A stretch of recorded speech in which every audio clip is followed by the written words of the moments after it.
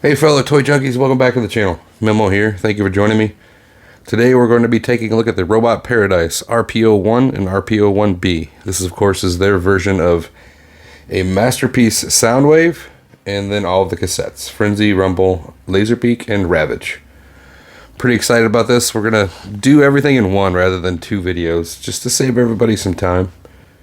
So, that being said, let's dive in. Alright, so we're going to do things a little bit differently. The amount of accessories that come with Soundwave are ridiculous. So we're going to start with the cassettes. Both, you get instructions for both. You've got a fairly decently done set of instructions for Soundwave, as well as a very nice collector's card done in a really good plastic stock, somewhat like a credit card. You get instructions for the tapes as well. Fairly simple transformations on them, but it's nice to have. You get card for Corvus or Laserbeak, card for Fibrir, and Firib for Rumble, Shadow for Ravage. All nicely done. Every tape does get a cassette holder or case. You get the pile drivers with both Frenzy and Rumble. Now Frenzy comes with Soundwave and Rumble comes in the 3-pack, but each character has the typical weapon you would expect. They do fold for storage purposes, which I think is unnecessary, but they're nicely sculpted, painted in silver, chrome on the tips. And on the wings is a bit disappointing that the colors don't match, but they still look good. So starting things out with my favorite, being Laserbeak. He does look nice. Pretty much all die cast. Very stout for a tape figure. You got this wonderful candy apple red, gray paint on the wings. There's the view from this side. You got his guns visible, but nice decor there that looks like tape labels. And here he is compared to the official. Looks really good. Same size, pretty much, but the official won't fit into Acoustic Wave. It's a little too tight. As far as transformation, pretty simple with some difficulties. So, bringing the feet down, go ahead and rotate them straight. And there you get a good shot of the mounting system that you can use to mount them on the shoulder and the forearm.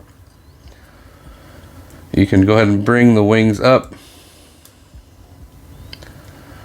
Go ahead and turn them to the side to get them out of the way.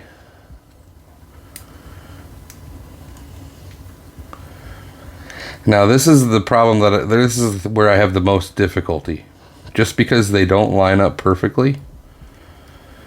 But you want to bring this around and pivot on this double hinge right here. Go ahead and bring the gun around at this point to the other side and pivot down. And it's a little difficult to get it to sit flat, mainly for me because I've got a gap here from the connection, probably paint.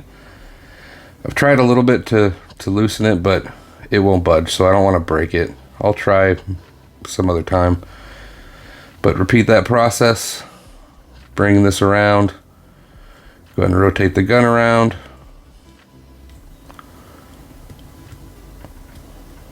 And push flat. And for mine, both of them are at somewhat of an angle. If you can see there. I don't know if other people have had that problem, but I do. At any point you can bring out the head just by pulling.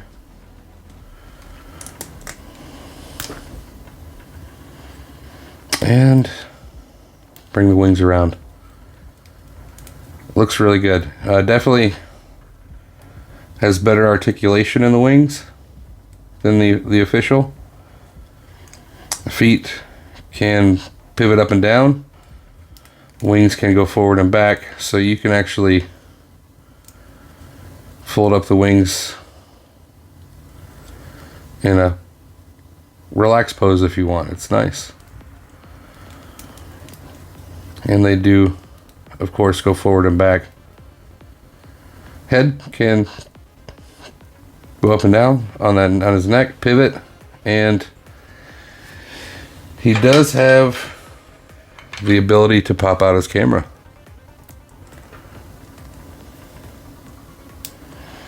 Just like that. And once again, here he is with the original. He is bigger, definitely heavier. The original, I would say, is more cartoon accurate, but I do love the more definition of detail in the Robot Paradise. Looks fantastic. Regardless of the crookedness of that, I do much prefer Robot Paradise over the original. And one last comparison. There he is with G1. And here we have Ravage in his tape mode. And nice and compact. Does a good job of getting into tape itself. You've got the label decor on the one side, plain on the other. Again, die cast throughout on all of these. Looks pretty good. Here he is compared to the official.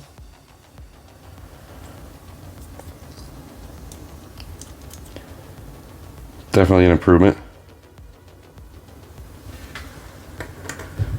And here he is with the G1. As far as transformation, a little bit more in depth than Laserbeak. So you want to bring these legs actually out. You'll see they connect there with a peg and a post. And also go ahead and bring your tail out. And get that up and out of the way. Bring out your head. And this is on a double hinge. So bring it all the way up and then it will lock using this lock mechanism right here.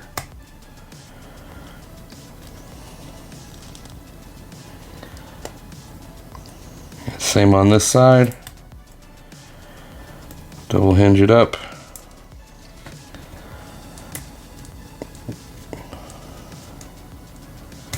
Get your lock in place.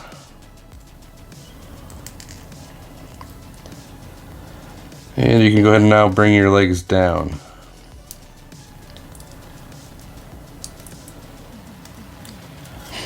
Now these, pretty simple, just come down.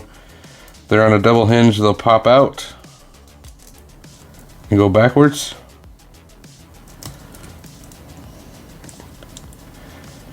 And the rockets are also on a double hinge. Bring them down and pop up the fins.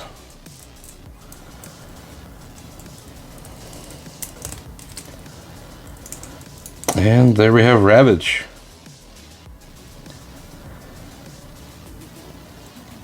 Doesn't look too bad. I mean, he does have some articulation on the legs, especially on the back. They're on a ball hinge, so you can get some in and out, up and down. Legs and feet can pivot back and forth to your heart's content. The front legs don't have any out, unfortunately.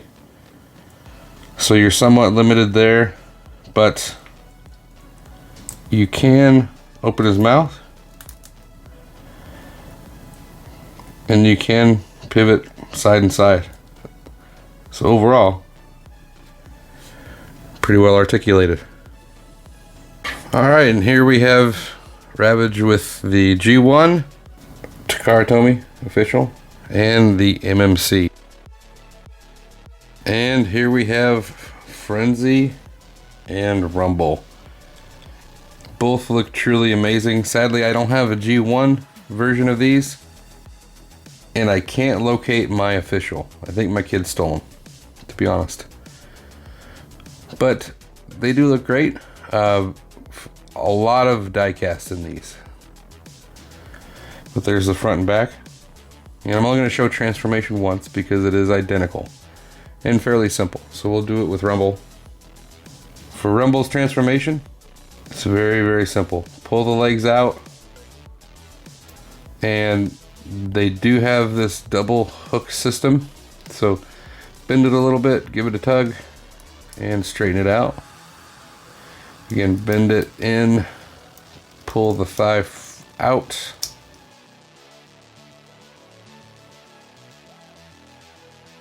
Extend the waist. Feet do pull out. And with use of a tool, you can get the bottom of the foot out.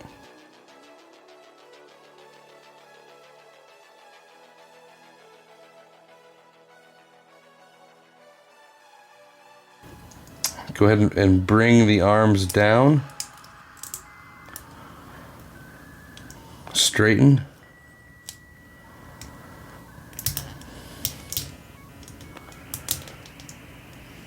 And flip out your hands.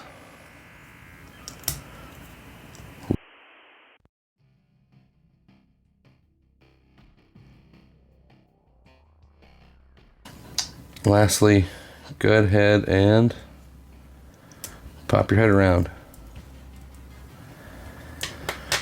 Now, transform just like this.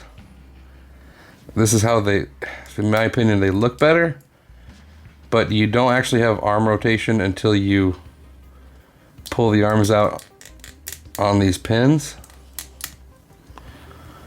which adds something strange to the sculpt. I don't really like that, but that does give you the ability to do a full rotation. And it's hard to find a nice medium, but unless you pull them all the way out, you're not really going to rotate them. So that's somewhat disappointing, but I mean, they do look good. There's a close-up on the face.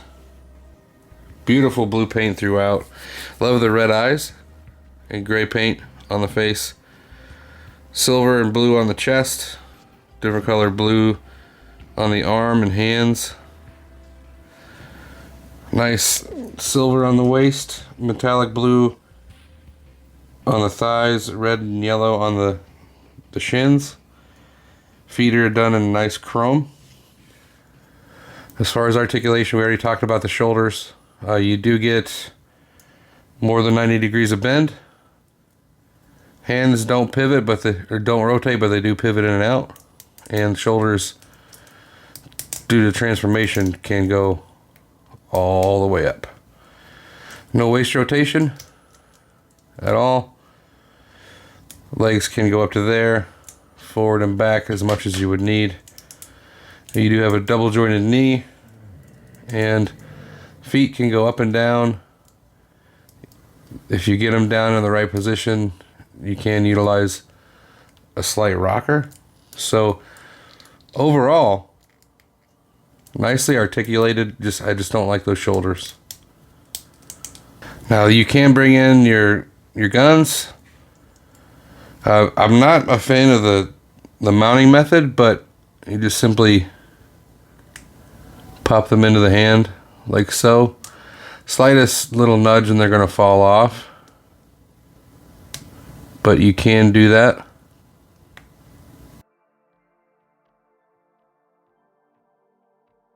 And also you can utilize the holes on the back with those same pegs, go ahead and plug them in to give them that typical rumble and frenzy look. As far as the tape alternate heads, you do get, in addition to just the motionless face, a really angry rumble and frenzy face. And the one that I'll be going with, the super happy jolly frenzy face. Changing those out is as simple as sliding it off of the back, utilizing that mushroom peg. Just to show you the differences between rumble and frenzy, here's a look at the chest. Just where on rumble you see silver, on frenzy you see gold, and then the blue is replaced with black and red. One thing I have noticed with mine, which I think is a common issue, is just I have one leg that does not want to do anything but dangle, and it's fairly loose on the spin as well, which is disappointing. I guess it's a common issue, but that is easily enough fixed with some kikis, honestly. And for size comparison, here they are with their MMC counterparts. One final shot of all the tapes together. I think they all look truly amazing. It's just, with the exception of Laserbeak, I really feel that they're a bit on the small side. And here we have Acoustic Wave with everything that he comes with. The majority of which is for the alternate toy appearance, which we'll go over. But we'll certainly take a look at all these. As far as accessories for tune mode, you do have his shoulder cannon, which does look really nice. Painted red on the end, with red trim going around, done in a very nice blue. It does expand, although it is very loose on mine. That's alright. Looks amazing. And he does come with the typical Soundwave blaster, which looks really nice. Compressed into battery mode, you've got the same red trim, red on the top, done again in the nice blue. Nicely sculpted. It does expand. Pull out the handle. At the same time, that will give a little nudge to the tip. And if you can manage it, grab a hold and pull. That gives you the typical chrome into his weapon that we're so used to. Nicely done. Hollow on the end. Looks fantastic. He does hold his blaster typical Masterpiece style with a peg and port method. Simply plug it in. Holds very securely. And then close your fingers. As far as the shoulder blaster, simply pop up the peg on this side of his shoulders, utilizing the hole, peg it in. Make sure it's expanded, and that will give you the ability to rotate left and right, as well as pivot. As far as additional gimmicks, you can store the batteries in his back, as you would expect. And you can bring in his cube, take it apart, and it will fashion onto his chest. I would just be aware of the gold chrome, and repeatedly putting this on, you may start to see scratches. So finally, let's take a look at Soundwave in the tune version. And he looks fantastic. Very nicely done face. You've got the blue sculpted crown, metallic red eyes, and very light, almost white gray as far as the detail on the head itself. Shoulder is nicely detailed. Got the die-cast lever here to release the tapes. You've got the die-cast button, which is functional. Opens up just fine. You have this beautiful gold chrome going all the way around the deck, the tape deck, as well as on the sides. Looks really good. Arms, blue, coming down to the very light gray, almost white. Nice red trim going all the way around the arms. Hands are very nicely sculpted. Looking at the waist, you've got die-cast silver buttons, which there's a little bit of a flaw on mine, which is disappointing, but regardless, more blue coming down to gray and detailed thighs. Nice sculpt work here throughout. There's the inside of the leg. Love the blue and gray on the shins. Knees look awesome. Charcoal die-cast feet. This is a little bit of a mess on the side, but given what it does, I think they can be given a pass. Looking at the back, you've got the silver painted switch and volume knob. QC 34, by the way. Coming up the back. Nicely sculpted detail in there. It looks really, really awesome. As far as articulation, head can do a full 360. No down, but a lot up, which is nice. Shoulders can go all the way out to there. You do have a bicep rotation. You do have a double jointed elbow for the full bend. Hands, they can swivel in and out because they're on a ball joint. Fingers, you've got thumb on a ball with 2 points of actually 1 point of articulation for the thumb. And then the hands, fingers are all on a single pin, but they do articulate individually on two different joints. So very well done. And they do rotate.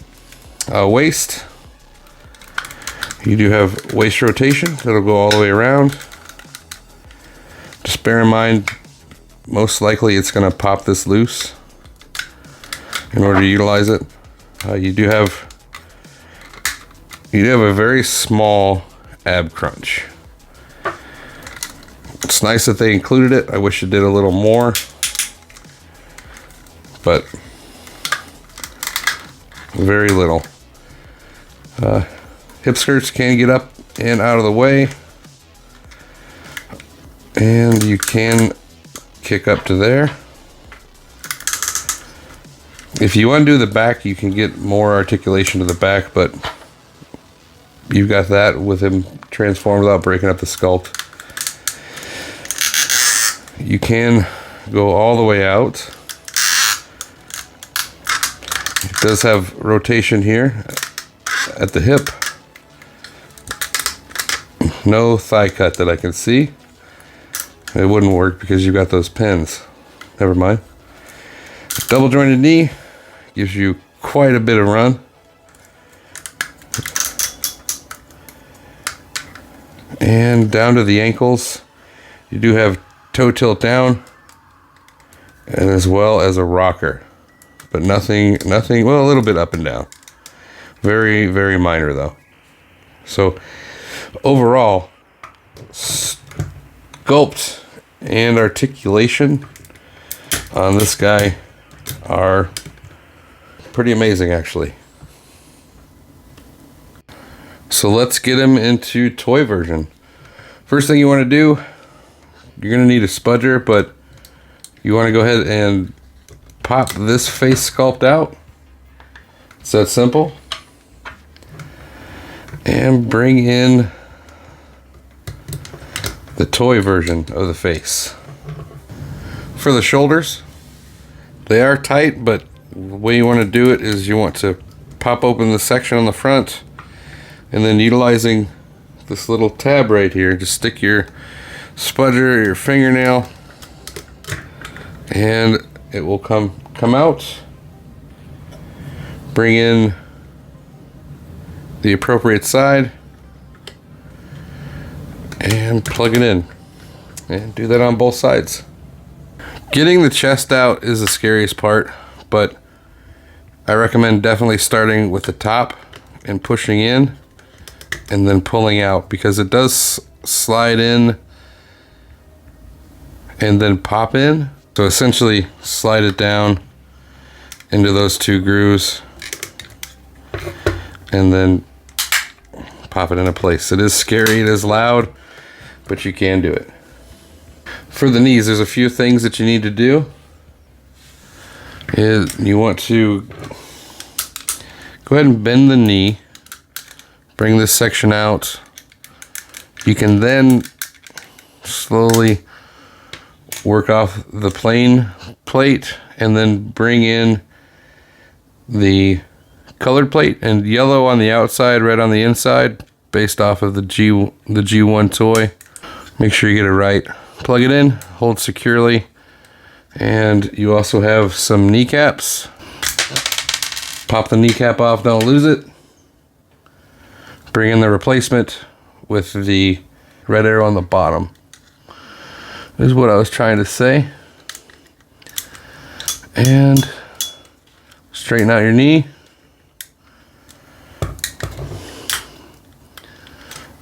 And do that on both sides. For the lower shin, it's very simple.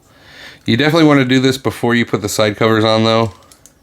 And go ahead and you want to pop this joint loose. Bring this section down, and then the shin will just simply come off. Bring in your replacement piece. You want to put the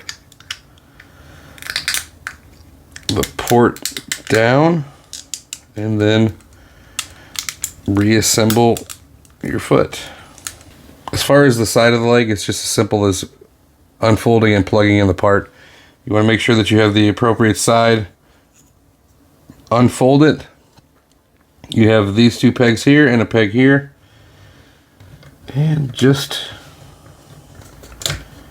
get it plugged in. It's that simple. Do that for both sides. And here we have the G1 display version, and I gotta say, it's pretty fantastic, to be honest. I'm more of a cartoon guy, but this looks outstanding as well. Let's take a look at the differences. You've got the different head sculpt, which this is the version of the head sculpt that I believe the Decepticon logo is based on.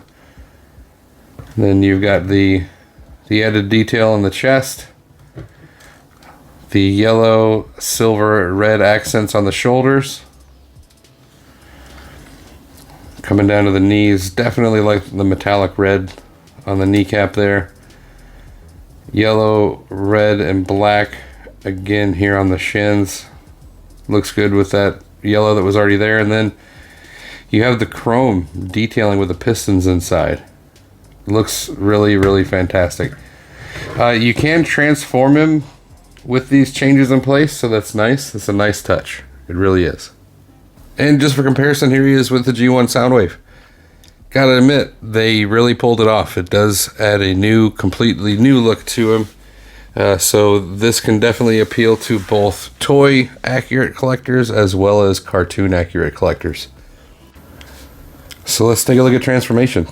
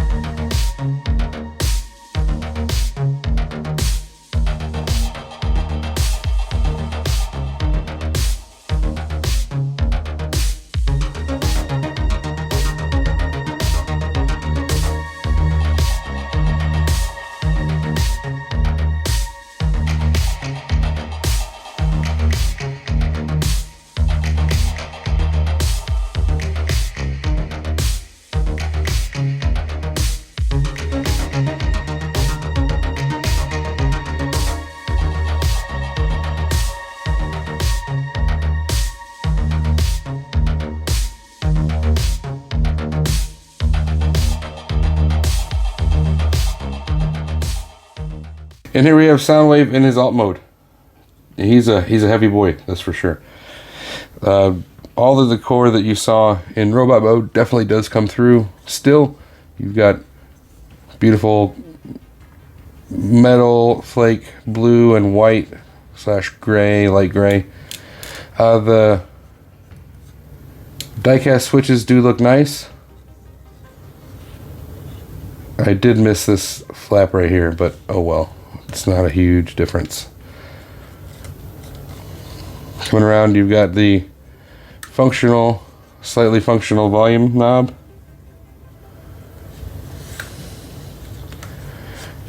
Chest cassette deck does still open, which is nice. Looks really good. And once again, here he is with the official masterpiece. I do think that he has more of a cartoon vibe. We'll put a picture right here just to see. Does he look closer to the cartoon than the masterpiece? I think he does. Anyhow, they do look good next to each other, but I prefer the cartoon vibes of Robot Paradise. And as usual, here he is with Masterpiece Smokescreen. So let's do a few comparisons here.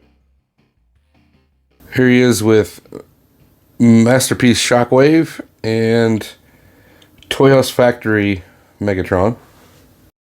The Deformation Space, Starscream, and Thundercracker. And probably the one that everybody wants to see, comparison with the official. I do prefer the Robot Paradise, but I do have to say this is a wonderful figure. If you do have him and you don't want to swap him out, I can't blame you at all. Two beautiful figures. So let's talk about these sets. I gotta admit, it was smart of Robot Paradise to put Frenzy instead of Rumble into the package. That way they are more likely to sell the additional tape package. That and Laserbeak. It is shameful, but it is necessary for business, so you can't really hold it against them. The tapes themselves, they do suffer from some issues. You got Rumble's leg. Sorry, Frenzy's leg. And if you notice Rumble's gun, the tip, the barrel of the gun, was under so much pressure that when I moved it a little bit, it flew off. I heard it land somewhere in my room, and no idea where it is. I guess I'll have to find it later. So keep an eye out for those. They shoot off like a rocket. Other than that, I mean, they're nicely made as far as quality. The die cast and the paint feel spectacular. Just some minor QC issues. And they're apparent on each one. So just keep that in mind. As far as Soundwave himself, he looks great. Wonderful paint, wonderful sculpt. Wonderful playability as far as articulation. Soundwave has the added ability to swap out his parts to look like the G1 toy, which is a very nice touch, and that they pull it off very, very well. Other than that, I mean, I don't have anything bad to say about it. So yeah, I do highly recommend it. I purchased mine from the Toydojo, both sets. I'll put links in the description below. Check them out. Great company to work with. But having said all of that, if you haven't already, please subscribe to the channel, like the video, get your bell on. 3 easy things that you can do that'll definitely help my channel out quite a bit. Thank you for watching, and I will see you again next time.